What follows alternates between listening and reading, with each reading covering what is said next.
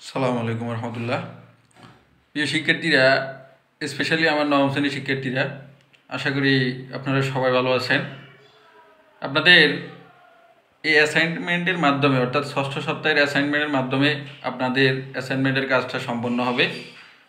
প্রথম অ্যাসাইনমেন্ট শেষ হয়েছে, দ্বিতীয় অ্যাসাইনমেন্ট, তৃতীয়, চতুর্থ, পঞ্চম, ষষ্ঠ সপ্তাহের অ্যাসাইনমেন্ট দিয়েই আপনাদের অ্যাসাইনমেন্টের কার্যক্রমটা শেষ হবে। আমি আজকে আপনাদের ষষ্ঠ সপ্তাহের অ্যাসাইনমেন্ট হিসাব বিজ্ঞান নিয়ে আলোচনা করব। এই অ্যাসাইনমেন্টে আপনাদের খতিয়ান, সপ্তম অধ্যায়ের খতিয়ান, হিসাব বিজ্ঞান বইয়ের সপ্তম অধ্যায় এর খতিয়ান নিয়ে আলোচনা করা হয়েছে এবং অষ্টম অধ্যায়ের নগদান নিয়ে আলোচনা করা হয়েছে।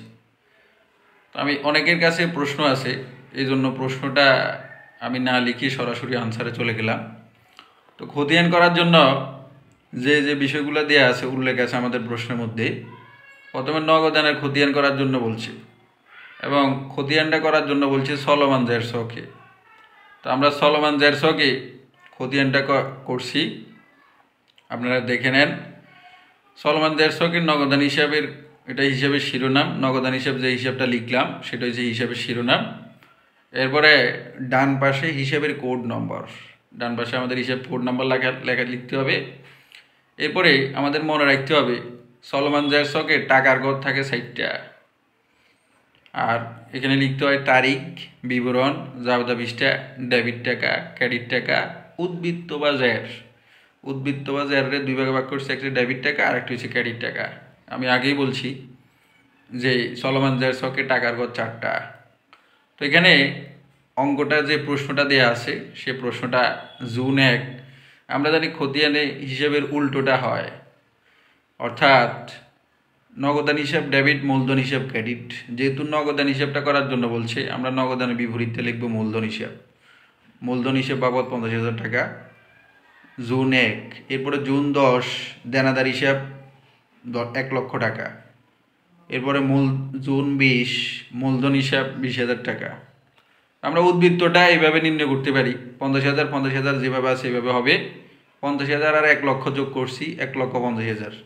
এরপরে 1,50,000 সাথে 20,000 যোগ করলে আমাদের হয় 1,70,000। এরপরে আমাদেরকে করতে হবে মূলধন হিসাব, আমাদেরকে মূলধন হিসাব করতে হবে। তো মূলধন হিসাবের সেম একই ঘর, মূলধন হিসাব লিখলাম আমরা, এটা হিসাবের শিরোনাম বলা হয় মূলধন হিসাব। এরপরে হিসাবের কোড নাম্বার, এরপরে এখানে তারিখ থাকবে, জাবেদা পৃষ্ঠা, ডেবিট টাকা, ক্রেডিট টাকা, উদ্বৃত্ত, ডেবিট ক্রেডিট। আপনারা খেয়াল করেন এখানে মূলধনের বিপরীত যে হিসাবগুলো আছে আমরা যা শুধু ওই হিসাবগুলোই লিখছি।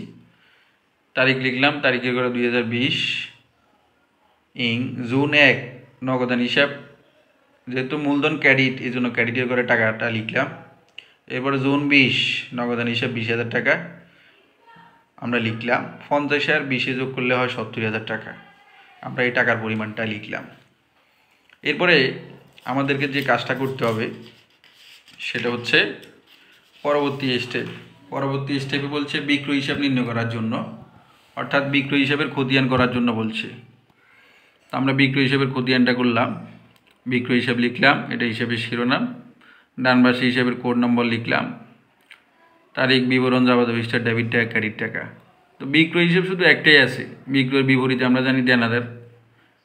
তো 2020 সাল ইং জুন 5 দেনাদার হিসাব 1,30,000 টাকা, এটা ক্রেডিট করে লিখব উদ্বৃত্ত 1,30,000 টাকা। সর্বশেষ আমাদেরকে খতিয়ান থেকে সর্বশেষ যে এটা করার জন্য বলছে দেনাদার হিসাব, এটা হচ্ছে দেনাদার হিসাবটা হচ্ছে হিসাবের শিরোনাম লিখলাম আমরা দেনাদার হিসাব। এরপরে হিসাবের কোড নাম্বার আগের মতো করে কলাম করলাম। এরপরে 5 তারিখ আর 10 তারিখ এখানে অন্তর্ভুক্ত আছে। 5 তারিখ হচ্ছে বিক্রয় হিসাব 1,30,000 টাকা, এটা ডেবিট উদ্বৃত্ত, এটা ডেবিট ঘরে লিখতে হবে। এরপরে জুন 10 তারিখ নগদান হিসাব, এটা ক্রেডিট উদ্বৃত্ত 1 লক্ষ টাকা। 1,30,000 থেকে 1 লক্ষ টাকা বিয়োগ দিলে আর অবশিষ্ট থাকে 30,000 টাকা, এটাকে বলে উদ্বৃত্ত বা জের, আমরা এটা লিখলাম। আমরা বলছিলাম আমাদের প্রশ্ন দুইটা করা হয়েছে, একটা হচ্ছে খতিয়ান থেকে, একটা হচ্ছে নগদান থেকে। নগদান থেকে আমাদেরকে করার জন্য বলছে দুগড়া নগদান বই করার জন্য বলছে। তো আমরা দুগড়া নগদান বই করছি, দেখ খেয়াল করো। আমার শিক্ষার্থীরা, প্রশ্নটা দেওয়া ছিল জেরিন এন্টারপ্রাইজের 2 গড়া নগদান বই প্রস্তুত করো। তো 2 গড়া নগদান বই আমরা লিখলাম, এটা হিসেবে শিরোনাম লিখলাম। আমরা জানি নগদান বইয়ের বাম পাশকে ডেবিট পাশ এবং ডান পাশকে ক্রেডিট পাশ বলে। 2 গড়া নগদান বইয়ে 12টা গড় থাকে, আর 3 গড়া নগদান বইয়ে 14টা গড় থাকে। 2 গড়া নগদান বইয়ে 12টা গড় অর্থাৎ বাড়তি যে গড়টা সেটার নাম হচ্ছে ব্যাংক টাকা। ডেবিট পাশও ক্রেডিট পাশও একই। তো আমরা লিখলাম তারিখ, বিবরণ, রসিদ নং, খতিয়ান পৃষ্ঠা, নগদ টাকা, ব্যাংক টাকা। এরপরে ডান পাশে আমরা যেটা লিখব তারিখ, বিবরণ, ভাউচার নং, খতিয়ান পৃষ্ঠা, নগদ টাকা, ব্যাংক টাকা। তো আমরা যেহেতু প্রশ্ন সবার কাছে আছেই, আমি প্রশ্নটা আর লিখলাম না। প্রশ্নটা দেখবেন আপনারা, দেখে তারপরে সলিউশন করার চেষ্টা করবেন। জুলাই 1 আমরা লিখলাম ব্যালেন্স বিডি 80,000 টাকার নগদের করে 80,000 টাকা এবং ব্যাংকের করে 1 লক্ষ টাকা। আমি ডেবিট পাশেরগুলো বলতেছি প্রথমে। এরপরে জুলাই 4 বিক্রয় হিসাব 60,000 টাকা ব্যাংকের করে। এরপরে জুলাই 10 ব্যাংক হিসাব, এটা কন্টা এন্ট্রি, অর্থাৎ কন্টা মানে বিপরীত দাখিলা, দুই পাশেই বসবে, ডেবিট পাশেও বসবে, ক্রেডিট পাশেও বসবে।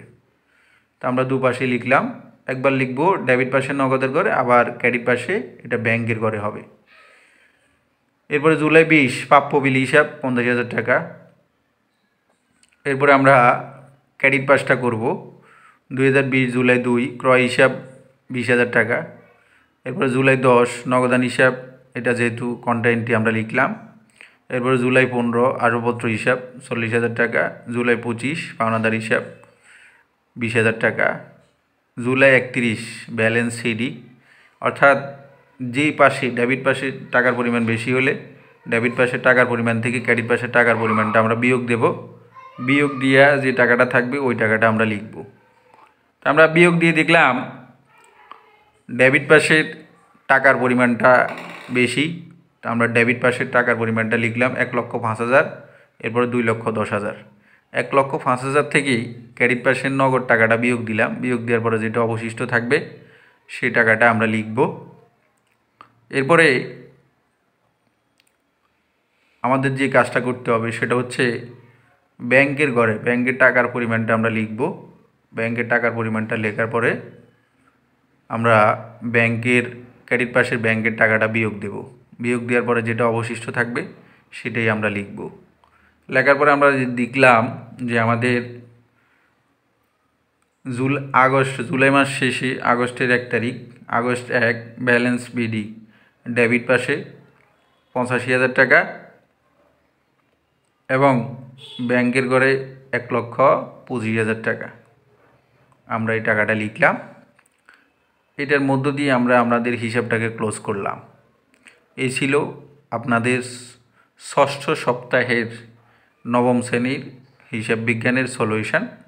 আশা করি আপনারা বুঝতে পারছেন। আমি আগেই বলছি সপ্তম অধ্যায় থেকে খতিয়ান দেওয়া হয়েছে, এটা চলমান দেড়শোকে করার জন্য। সপ্তম অধ্যায় থেকে 2 গড়া নগদান বই করার জন্য বলছে। আশা করি আমার প্রিয় শিক্ষার্থীরা আপনারা বুঝতে পারছেন। সবাই অবশ্যই লাইক, কমেন্ট, শেয়ার করে আপনাদের সহপাঠী যারা আছে তাদেরকে জানিয়ে দেবেন। আর কোনো সমস্যা হলে বা বুঝতে অসুবিধা হলে অবশ্যই স্যারকে কমেন্টস করে জানাবেন। সবাই ভালো থাকেন, সুস্থ থাকেন। আল্লাহ হাফেজ।